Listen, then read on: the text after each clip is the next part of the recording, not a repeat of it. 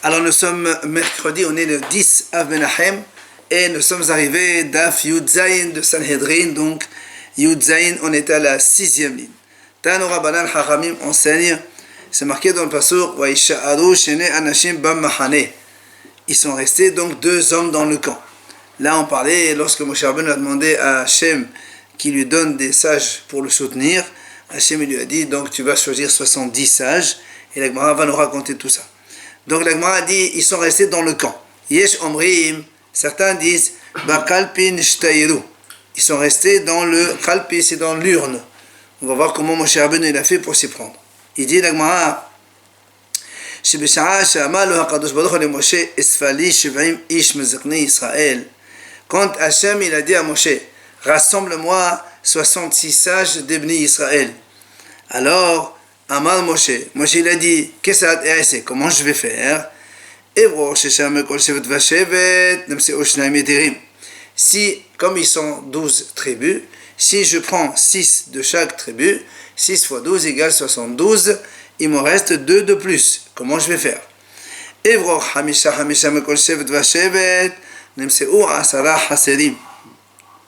Si je prends 5 de chaque tribu, 5 fois 12 égale 60, il me manquera 10. Alors, comment je fais? Et encore une autre solution à trouver, Moshe Rabbeinu. Evror shesha meshevetze. V'hamesha meshevetze. Halene matilkana ben hashevatim. Si maintenant j'en prends 6 d'une tribu et 5 d'une autre, c'est vrai que ça ferait un compte bon. 6 fois 6 égale 36. Et 5, c'est ça? Et 5,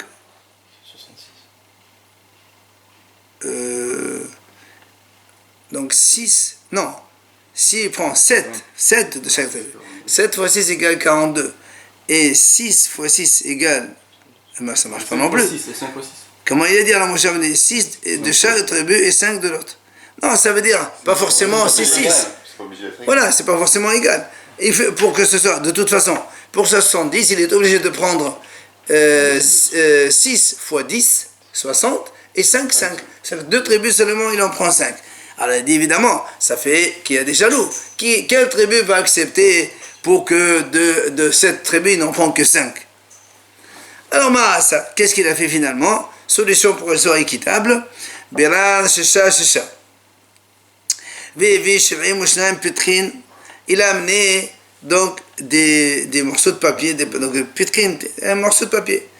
Il a pris 72 donc petits cartons.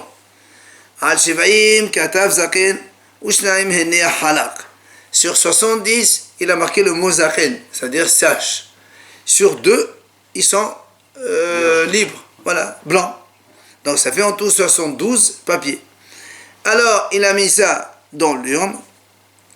Belalan untanan bakalpi. Donc il a tout mélangé, il a mis ça dans une urne. Amalahem bo'utlo petrichem. Il leur a dit, venez maintenant prendre chacun son papier. Donc il va y avoir 6 de chaque tribu qui vont venir prendre donc, dans l'urne. Et donc comme ils sont 72, il va y avoir 2 sages qui auront le papier blanc. Eux seront donc écartés donc, de l'ensemble de l'assemblée des sages. Kol misha'ala be'ado zaken. Celui qui a tiré le ticket où il y a marqué le mot zaken, Amar kvad kadshcha shamayim. Il lui dit, Hachem, il t'a sanctionné, donc tu es sélectionné. Misha'ala be'ado halak. Celui qui a pris le papier blanc, Amar, il lui a dit, Hamakom lo haves becha, ani ma'eselecha. Hachem, il ne veut pas de toi, qu'est-ce que tu veux? Moi, je ne peux pas faire autrement. Et c'est comme ça qu'il a choisi ces 70 sages. C'est possible qu'il y en ait 2 d'une même tribu, c'est possible qu'il y en ait 2 en membre d'une même tribu. Normalement, non. Pourquoi? Parce que quand il prend de chacun, il dit ah oui, c'est vrai, mais bon, Hachem ne va pas faire comme ça. Kayotse Badavar, la Gemara dit, la même situation, elle s'est produite à Taomer, donc lorsque Moshe Rabbeinu, Hachem lui a dit de racheter les Bechorot par les Lévi'im, sachant qu'au début, ce sont les Bnei Israël premiers-nés qui devaient servir au Mishkan. Et donc au Beth Amikdash. Seulement après la faute du Vaudor, Hachem il a transféré ce rôle aux Lévi'im. Or, comment ça s'est passé?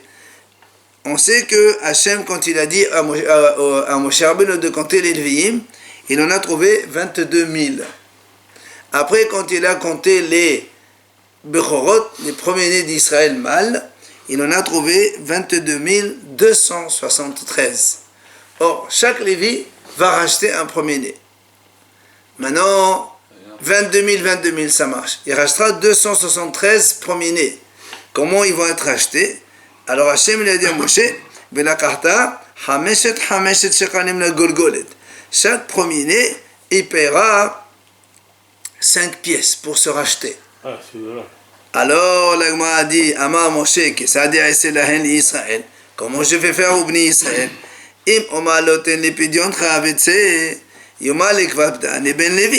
Si je viens chez un Bechor, je dis, allez, donne-moi 5 pièces. Il dit, non, moi, j'ai été racheté par un Lévi, donc je suis bien. Alors comment je vais faire? Alors il a dit la même chose. Ma'asa, qu'est-ce qu'il a fait Moshe Rabbeinu? Hevi asim mushnaim alafim pitrin. Cette fois-ci, il a pris 22 000 tickets. Il a pris 22 000 papiers.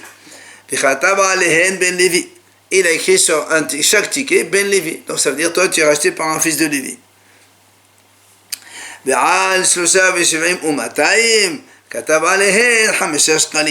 Et sur 273 autres papiers, il a marqué 5 pièces. Et là, qu'est-ce qu'il a fait? Il les a mélangés, il les a mis dans l'urne. Après, il a appelé tous les premiers-nés. Il leur a dit, maintenant, vous prenez chacun, vous prenez vos tickets.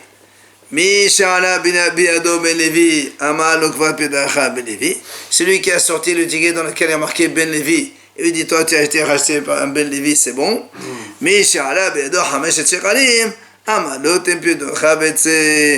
Celui qui a eu un ticket avec 5 shekels, il dit, monsieur, tu payes 5 shekels, mais c'est terminé. Ceux qui sont rachetés par les Lévi, ils ne payent pas 5 shekels? Non, justement, c'est les Lévi qui les rachètent.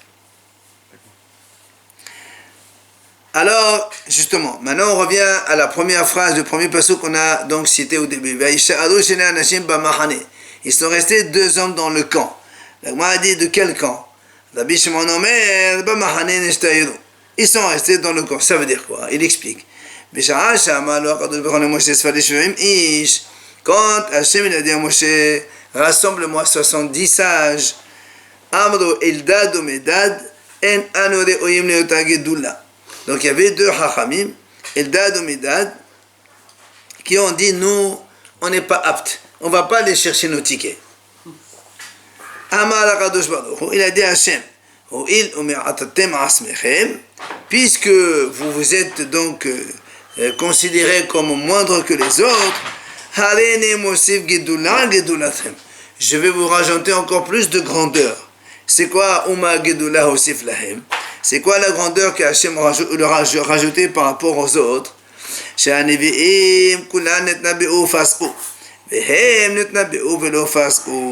Il a dit les autres prophètes, ils ont tous prophétisé et après au Fasrou ils se sont arrêtés.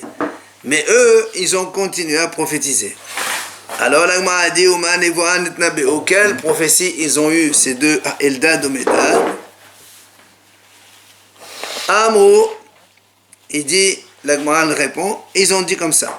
Moshe met Yehoshua machnis et Israël la Ares. Donc l'Agma répond, une première réponse, qu'est-ce que ces 2 sages ont dit? Eh bien tout simplement ils disaient au Bni Israël, vous savez, c'est Moshe il va mourir, c'est Yehoshua qui va nous faire entrer en Terre Sainte. Abba Hanin, ou même M. Rabbi Eliezer, Abba Hanin, au nom de Rabbi Eliezer, il répond, qu'est-ce qui est prophétisé?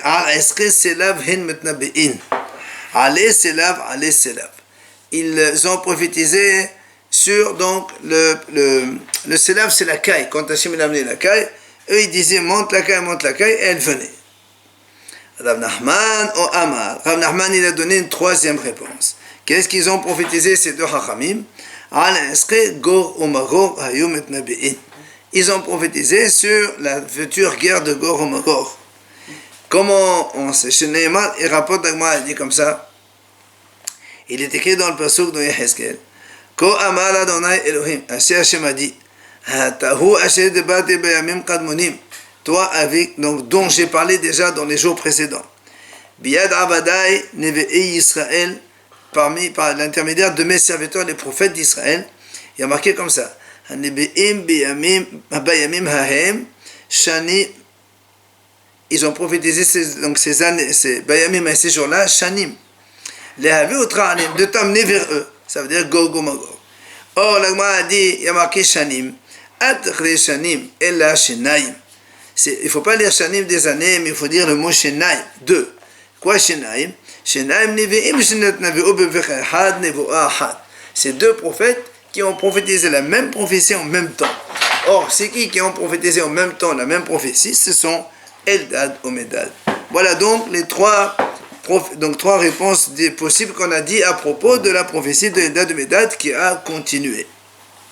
Ils avaient prédit la Seconde Guerre mondiale. Oui, la guerre de Gog et Magog. Amal mort, il a dit mort. Donc on vient de dire Kol hanevi'im kulam netnabe'u fasqu vehen netnabe'u lo fasqu. Donc on a dit tout à l'heure que tous les autres prophètes, ils ont prophétisé, ils se sont arrêtés, mais eux, ils n'ont pas arrêté. Alors la Gemara a dit Menalan de fasqu. Qui t'a dit que les autres, ils se sont arrêtés de prophétiser? Et les imams de Tebaet Nabe'u velo yasafu. Si tu me dis, parce qu'il y a marqué dans le passage, ils ont prophétisé Velo yasafu. Donc si on traduit Velo yasafu, ils n'ont pas rajouté. Ça veut dire c'était ponctuel et après c'est fini. Alors là, m'a dit c'est pas possible de traduire comme ça. Pourquoi? Ella me'ata, parce que nous on a vu dans Matan Torah, il y a marqué Kol gadol velo yasaf. Hachem quand il est apparu dans le mont Sinaï pour donner la Torah à Israël. Je crois que c'est dans Va'et Hanan, ça justement. Il y a marqué là-bas Kol gadol velo yasaf. Un grand bruit, velo yasaf. Il n'a pas rajouté. Est-ce que ça veut dire velo yasaf? Au contraire. Au contraire, c'est pas velo yasaf. Elle a dit lo pasarhu. Là-bas, velo yasaf, ça veut dire qu'il ne s'est pas interrompu. C'est Hachem quand il a donné 10 commandements, d'un seul son, d'un seul bruit, il les a donnés en suivi. Donc tu vois bien que le mot yasaf, ça ne veut pas dire rajouter ici. Alors là-bas aussi, on peut dire velo yasafu, ça veut dire qu'ils ne se sont pas arrêtés. Alors d'où tu sais que les autres prophètes, ils ont prophétisé et ils se sont arrêtés. Et là, la Gemara dit hacha qui était vetnabe'u. Hatam qui était vetnabe'im. Hadaim vetnabe'im beholachim. La Gemara dit la différence, c'est que les autres, marqué vetnabe'u. Vetnabe'u, c'est le passé. Ils ont prophétisé. Les autres, c'est terminé.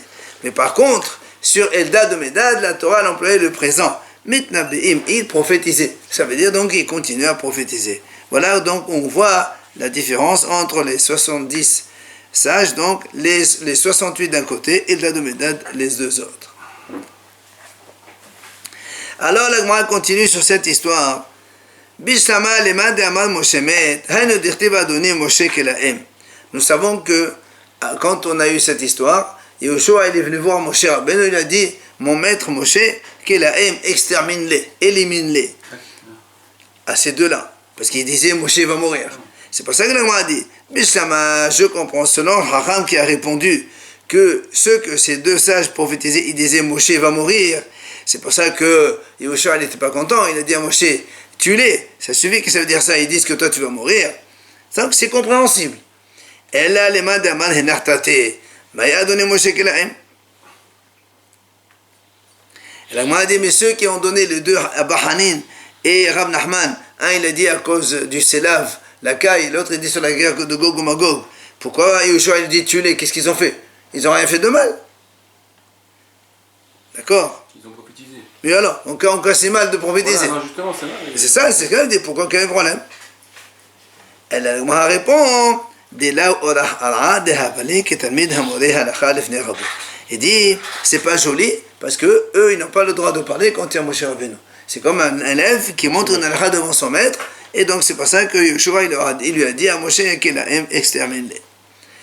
Maintenant la Gemara a dit dans l'autre sens. La Gemara a dit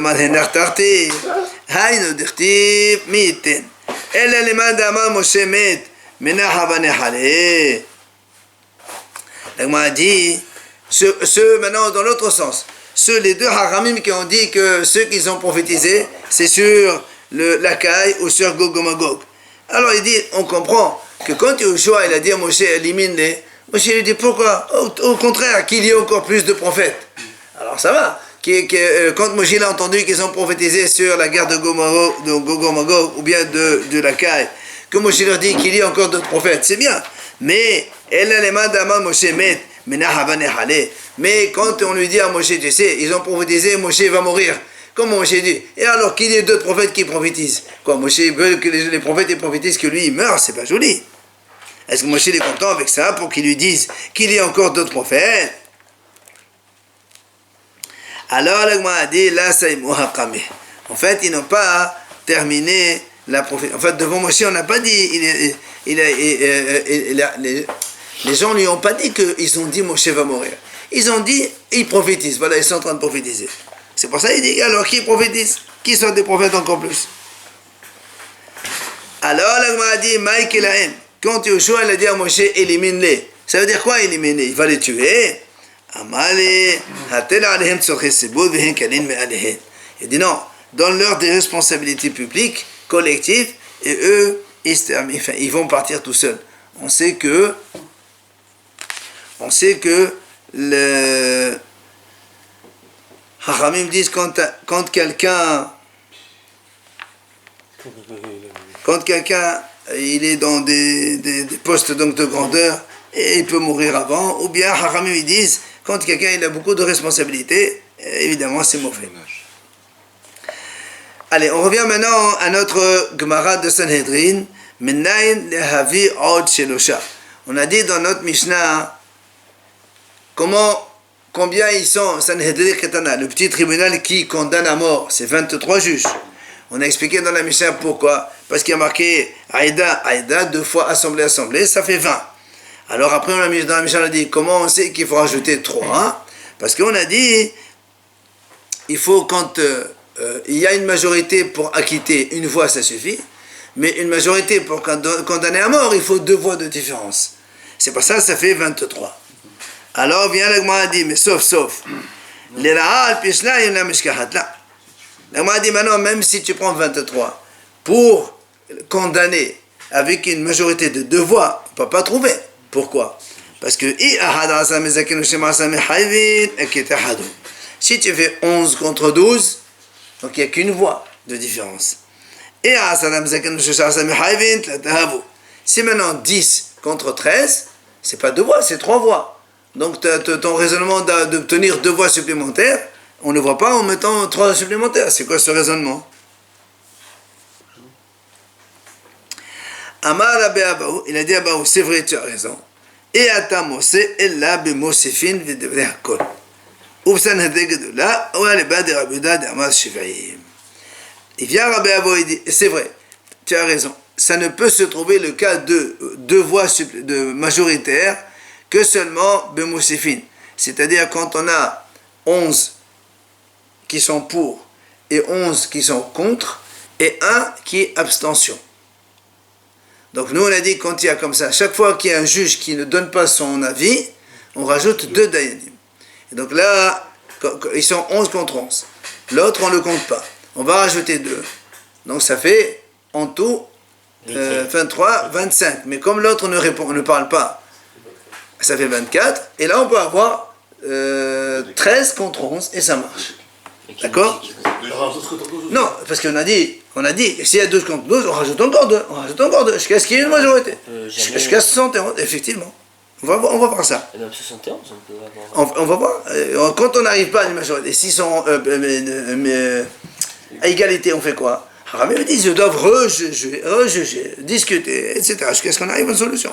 On ne peut pas sortir à égalité. C'est 2 d'écart pile, c'est pas supérieur ou égal à 2 de différence. Non, en fait, en général, la majorité, c'est 1. Toi, tu as dit non, il en faut 2. Très bien, pour avoir 2, il faut qu'il y ait un chiffre pair. Oui, mais c'est sûr quand on a plus, c'est encore mieux. Mais pour avoir les 2, c'est pas possible. Toi, tu as dit, on rajoute 3 pour avoir 2 majorités. Ça marche pas. Ou encore, l'Agma dit, parce que rappelez-vous que Rabbi Yehuda, il a dit que le grand tribunal, c'est 70. C'est pas 71. Or, quand il y a 70, tu peux avoir une majorité. ça fait 37, non, 36, 34. Ça, c'est deux voix majoritaires, selon Rabbi Yehuda. Et la Gemara continue à dire. C'est 70, c'est pas 71, c'est contre bien. Rabbi Yehuda, il a dit 70, son avis. Rabbi Abaou, il a dit B'mosifin, Osin Beddin Shakul Lechatchila. Quand Mosifin, c'est quand on rajoute deux Dayanim, on fait Beddin Shakul, c'est-à-dire on peut arriver à un chiffre pair. Alors, c'est ce que tu viens de nous expliquer maintenant. Quand il y a 11 contre 11, on rajoute 2, ça fait 24 plus 1, 25, mais le 25, on a dit, il ne parle pas. Pshit, alors, on a dit, qu'est-ce que tu viens de nous raconter? On a dit, non, Maudité Mahadi Kamaneza Kiman di Etedame. Biama Metashamana, Lekama Shmalan, de Haida Kaman, Neode Kiman di Etedame, Biamatama, la Shamanan le. Il dit, en vérité, nous, on aurait pu penser comme ça. 11 contre 11. Et 1, donc, qui s'abstient. Ça fait, donc, on est 23, il n'y a pas de problème. On rajoute encore 2. Alors, si on rajoute encore 2, ça nous fait, comme on a dit, 23 plus 2 égale 25. Imaginons qu'ils sont 11 contre 13, comme on a dit. Mais lui, j'aurais pu penser qu'il compte encore. Et s'il a un avis à donner, peut-être qu'il peut encore donner ou changer d'avis. Et donc, ça ferait encore problématique, parce que là, ils sont 25. Ça fait 12, 13. Qui c'est lui? Celui qui s'est abstenu au début. Eh bien, ça y est, s'il s'est abstenu, il peut pas revenir. Justement, pourquoi puisqu'on a amené 2 autres. Alors on peut répéter, voilà, mais j'ai réfléchi. J'aurais pu penser ce qu'il est en train de l'apprendre. Il nous apprend que si l'autre il s'est abstenu une fois, quand on rajoute le juge, il n'a plus le droit à la parole. C'est comme si qu'il n'existe plus. C'est pour ça qu'il a dit Rabbi Abaou, c'est Bedin Shakul, c'est-à-dire il est nombre pair. Amar Rav Kahana. Sanhedrin Sheraou Kulan Lehova Potrenoto. Rav Kahana, il nous apprend au cas où un tribunal, ils ont vu Kulan Lehova. S'ils sont par exemple 23 et tous condamnent, alors il est pas tour. On le dispense. Ouais, on ne condamne pas, on ne tue pas. C'est-à-dire, s'il y a une unanimité. Oui, l'unanimité, on ne condamne pas. Maintenant, il m'a dit pourquoi, quelle est la raison? Il m'a dit que Van de Gmir. Halana de din le mabad le zehota. Vanetou la hazule. C'est ça. Vanetou la hazule. Parce que nous, on a comme ça. On a déjà expliqué que quand on fait un procès pour de l'argent, on le fait le jour même. On peut le terminer le jour même ou le soir même, c'est pas un problème. Mais un procès de condamnation humaine, eh bien, il faut, on ne condamne jamais le jour même. On attend, on laisse la nuit passer et on attend le lendemain, on rejuge. Enfin, les juges, ils rediscutent. Si tu as 23 qui sont condamnables, qui ont condamné, nous, pourquoi on fait ça? Parce qu'on cherche peut-être, on ne sait jamais, parce que un de ceux qui ont condamné, peut-être que maintenant ils vont changer d'avis, ils vont acquitter. Or, si tout le monde a condamné, il ne peut pas revenir en arrière, c'est difficile. Alors donc, il n'y a pas de possibilité de reprendre, d'accord, de remettre revenir en arrière. C'est pour ça que comme il n'y a pas de cette possibilité, alors on dit que la décision, elle est nulle. Oui, il est dispensé. Oui, il sort, innocent. Ouais. Si tout le monde l'a vu faire. Si tout le monde condamne, non. On ne parle pas des témoins, là on parle des juges. Parce qu'il y a des circonstances atténuantes, il y a un tas de choses les juges, ils discutent entre eux. Maintenant, si tous ils sont... ils condamnent tous, c'est pas Racha, il a fait quelque chose de grave, il est libre. Oui, mais si tout le monde condamne, il y a un problème. Parce que ça veut dire que tout le monde les juges, le juge ne peut pas avoir de la haine contre celui qui a fait ça. Quelqu'un, il a fait même la plus grave des bêtises, ben, le juge, il doit être neutre, il doit juger en fonction de ce que la Torah a dit. Alors, des fois, on peut trouver, je sais. Et en plus, n'oublie pas que le but d'un juge, c'est de trouver des srouillottes, pas de trouver... C'est-à-dire de trouver des mérites, pas de condamner, au contraire. D'accord. Amar Rabbi Yohanan, El Moshivin Besanhedri, Rabbi Yohanan dit comme ça, on ne fait installer dans le tribunal que seulement Baal Koma, donc des juges qui ont Baal Koma, c'est-à-dire des gens qui sont bien honorables, ou Baal Chokma, ils sont sages, ou Baal Mar'e, bel aspect, ou Baal Zirna, avec donc une sagesse, ou Baal Kshafim, même qui connaissent la sorcellerie, V'yoda'im b'shev'im lashon, ils connaissent les 70 langues. Parce que, chez le Sanhedrin Shomat Mepehat Tot Guman. Parce que les Sanhedrin, les juges n'ont pas le droit d'écouter le témoignage à partir d'un interprète. Quand, imagine un témoin, il vient, il parle chinois, tu ne peux pas dire au juge, le juge, il ne peut pas dire, j'ai choisi un interprète pour me traduire, ça ne marche pas. Il faut qu'il ait obligatoirement le juge, mais pire, il écoute le témoin lui-même en personne. Amar Rav Yehuda Amar Rav, il a dit Rav Yehuda au nom de Rav, En moshivin basanhedrin, ella mi sheyodea letaher et hasheres min haTorah.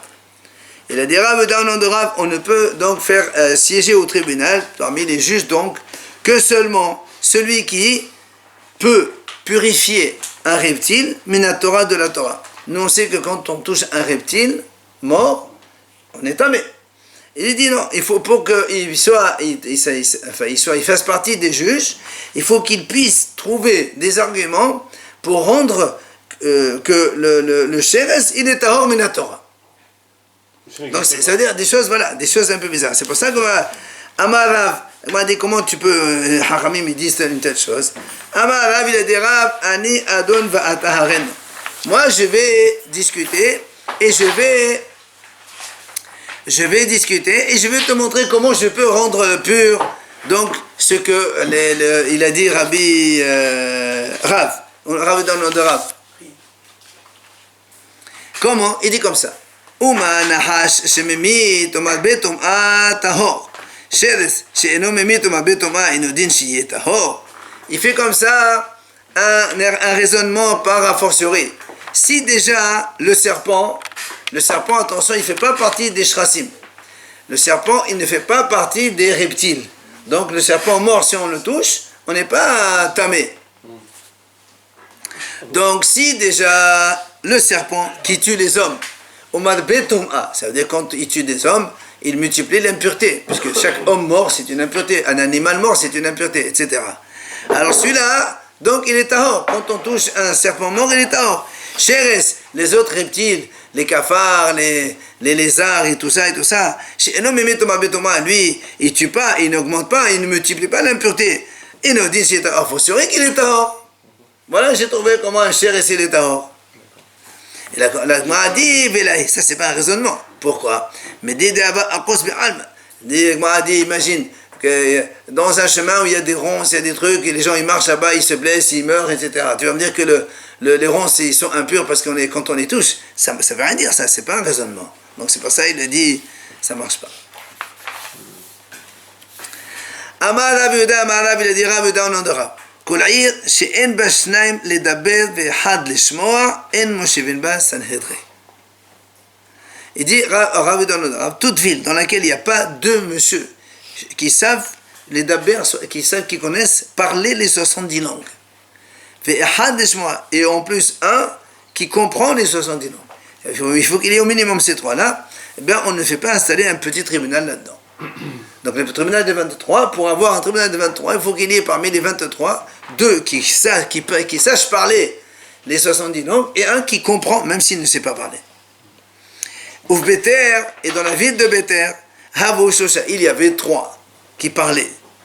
Ouf Yavne, Arba, et dans la ville de Yavne, il y avait donc un petit tribunal, et il y avait là-bas 4 qui savaient parler les 70 langues. C'est qui les 4? Rabbi Eliezer, donc Rabbi Eliezer, ben aussi il est connu, Rabbi Yoshua aussi ben Hanania, et Rabbi Akiva, donc c'est les 3, plus Shimon HaTemani, plus Shimon HaTemani, qui était lui, n'est pas encore diplômé Rav, c'est pour ça qu'on l'appelle Shimon HaTemani. Alors la Gemara m'était à l'object. Dit comment tu me dis ça? Pourtant il y a une braïta qui dit Shlishit Hachama Reve'it Elemala Heminna. Il y a une braïta qui dit comme ça. Dans un tribunal où il y a 3 qui savent parler les 70 langues, on appelle ça un tribunal Hacham, il est apte à juger. 4, s'il y a 4 qui savent parler les 70 langues, Elemala Heminna, c'est encore mieux. Donc tu vois bien que pour y avoir un tribunal, il faut minimum 3 qui parlent. Alors Rabbi Yehuda, notre Rabbi, il a dit, même s'il y a 2 qui parlent et 1 qui comprend, ça suffit. Alors c'est une question.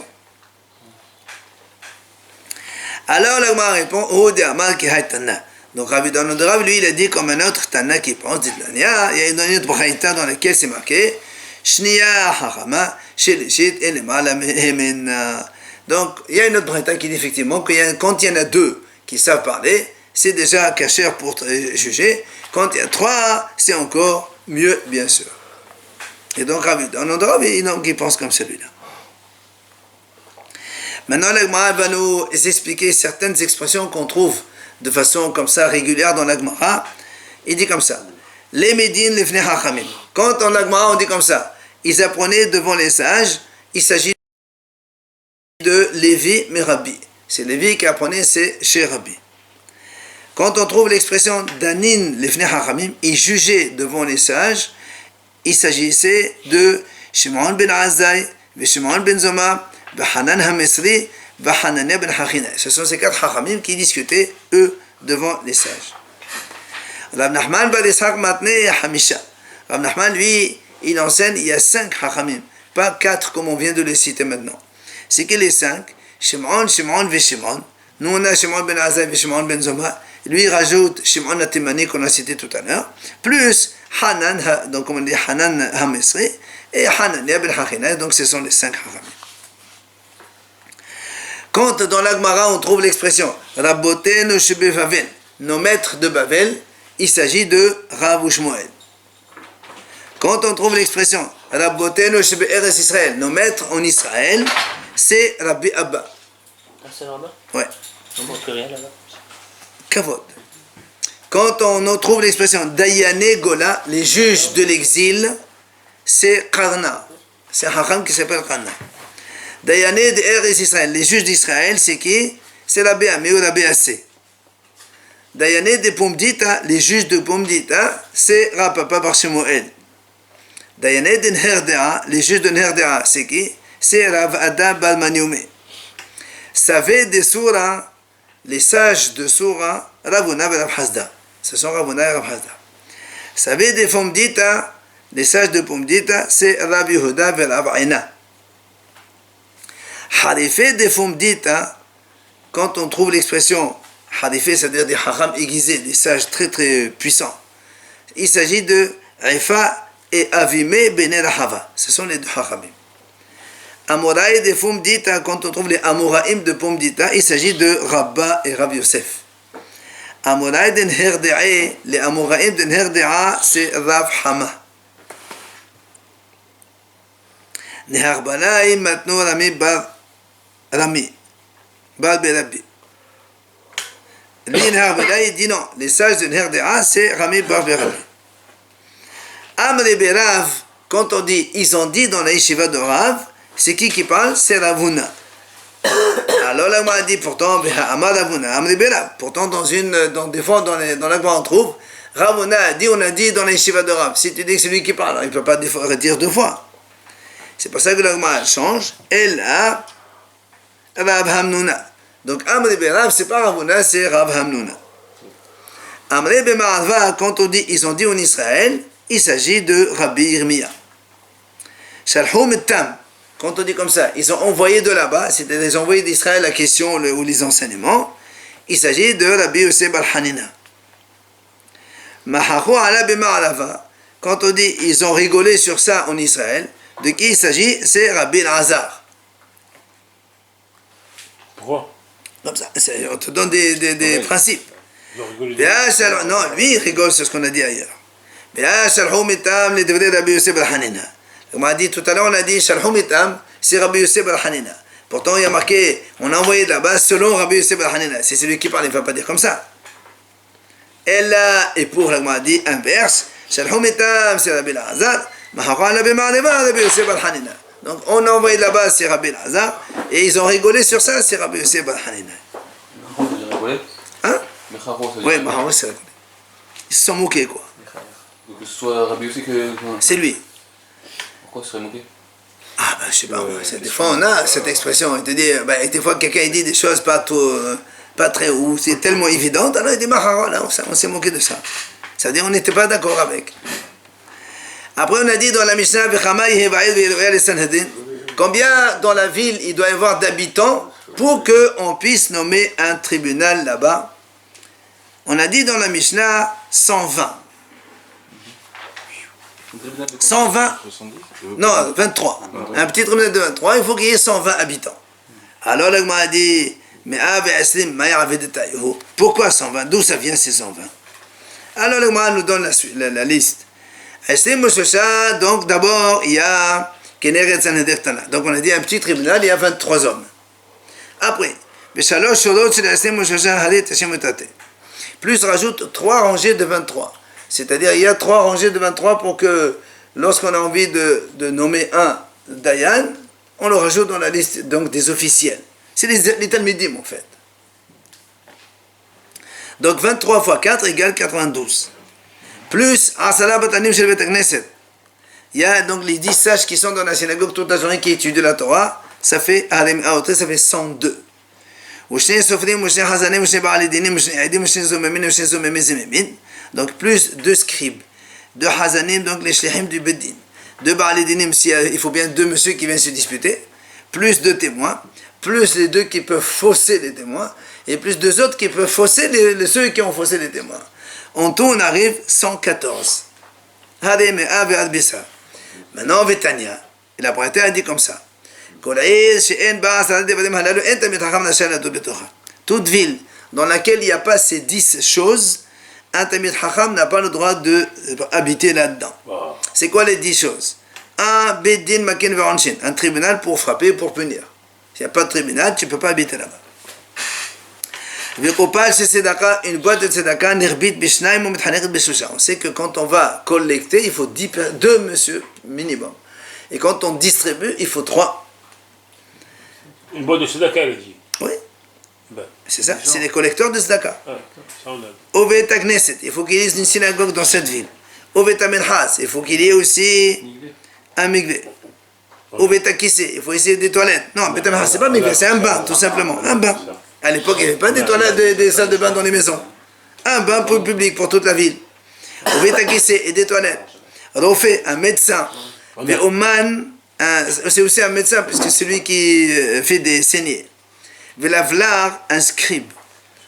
Umlamed et Tenokot, ou bien Tabah, celui qui enseigne la Torah aux enfants.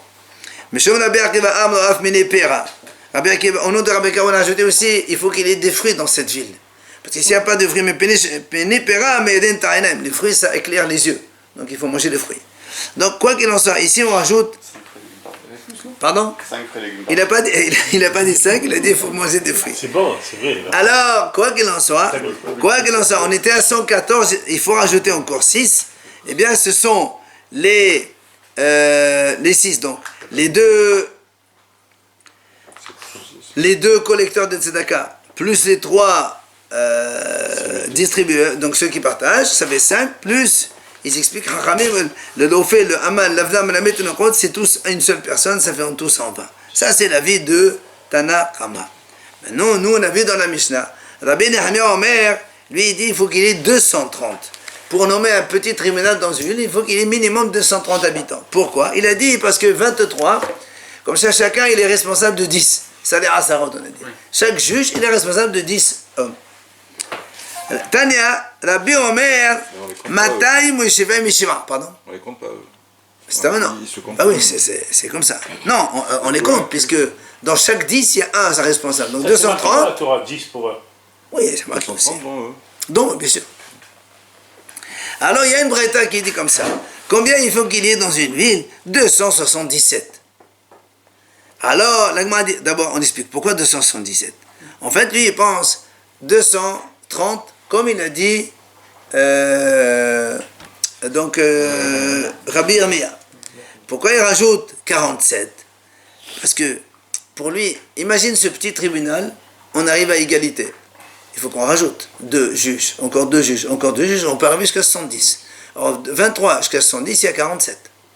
Là, c'est possible, 23, c'est possible qu'il y a... Si, il y a une abstention. On a dit tout à l'heure, il a dit qu'il y a 11 contre 11 et un, il ne parle pas.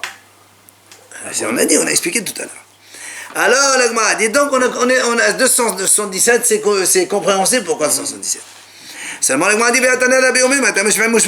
pourtant, il y a une autre Braïta qui dit que Rabbi dit il faut qu'il y ait 278, pas 277. Alors, 218 ou 117 maintenant? Il dit non, ça c'est pas une question. Quand il a dit 277, c'est selon Rabbi Yehuda qui a dit que le grand tribunal c'est 70 seulement. Or 23 plus 40, c'est égal à 70. Mais si tu vas selon le Haramim qui pour eux, le grand tribunal c'est pas 70, 71, alors il faut 223 plus 48 pour faire 71. Ta'ano Rabbanan Hachamim enseigne. Ça c'est à propos de quand dans la paracha de Yitro là-bas, que Yitro il a donné justement le conseil à Moshe Rabbeinu, il dit voilà, Visamta Alehem, au lieu d'enseigner la Torah tout seul, tu vas nommer Sadeh Alafim, Sadeh Me'ot, Sadeh Hamishim, Sadeh Asarot, donc des princes pour 1000, des princes pour 100, des princes pour 50 et des princes pour 10. Alors il dit que elle nous fait donc tout simplement un compte, Sadeh Alafim, puisque les bénis Israël étaient 600 000 adultes, donc après 20 ans. Quand tu dis prince de 1000, si tu fais 600 000 divisé par 1000 égale 600. Donc il y avait 600 responsables.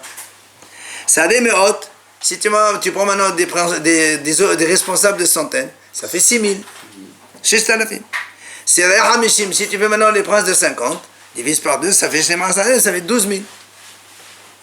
Sadeh Asarot, des princes de dizaines, puisqu'ils étaient 600 000, ça fait 60 000, exactement.